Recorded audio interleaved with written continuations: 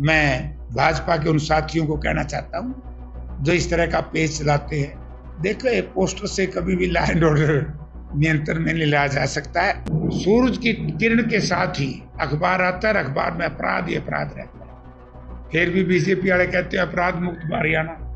संसद जी बात करें प्रदेश में क्राइम की, तो बीजेपी जो है अपने पेज पर एक एनिमेटेड फोटो जो है जारी करती है। नायब सैनी आगे बैठे, नीचे चोर बैठे हैं, पीछे हरियाणा छोड़ दे या जुर्म छोड़ दे, तो पोस्टर से गायब हो जाएगा।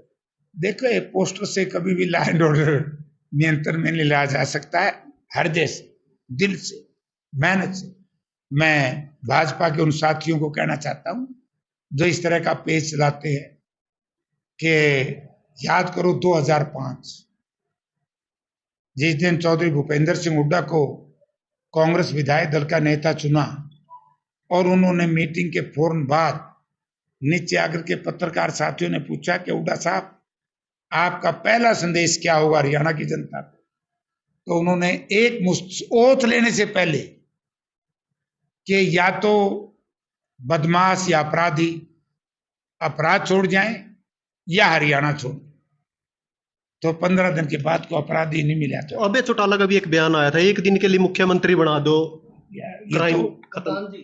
इनका तो कोई इनका नाम क्यों ले रहे हो? ये तो बीजेपी के लिए काम कर रहे हैं। तो कैथल की बात करें, कैथल में डीसी आवास के बिल्कुल घर के सामने चैन स्नैचिंग हो जाती है। इस प्रकार की घटनाओं को कैसे? मैं ये कह रहा हूं कि भारतीय जनता पार्टी के राज में बेनकाब बेलगाम अपराध हो गया। यहाँ पे तो कांग्रेस का विधायक है, क्या विधायक इसमें क्या करेगा? विधायक किसी ने पकड़ के ले आएगा? पकड़ के ले आएगा मुख्यमंत्री का आदेश, मुख्यमंत्री की इच्छा शक्ति, गृह मंत्री का संदेश, वो पकड़ के ले। तो क्या ऊपर से आदेश मुख्यमंत्री द्वारा नहीं आ रहे? यार मेरे सारी बात क्यों खुलवा हुआ है? तो अब एक बात देखो, मैं कल जींद था, एक दिन ऐसा नहीं जींद में मर्डर ना हो।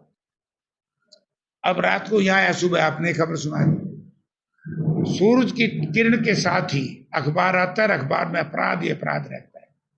फिर भी बीजेपी वाले कहते हैं अपराध मुक्त हरियाणा।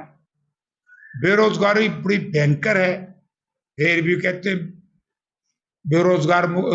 रोजगार मुखी शिक्षा देकर के हम हरियाणा में रोजगार देंगे। ये शिक्षा ही हमारा सत्यानाश। जो न्यू एजुकेशन पॉलिसी इस प्रदेश में इन्होंने देश में लागू की है, इससे जो हमारे इंटेलिजेंट बच्चे हैं उस देश को छोड़ करके दूसरे देशों में जा रहे हैं। ऐसे ही आप बात कही बेरोजगारी की, ऐसे ही बात कही कानून व्यवस्था की, और सबसे बड़ी बात भ्रष्टाचार।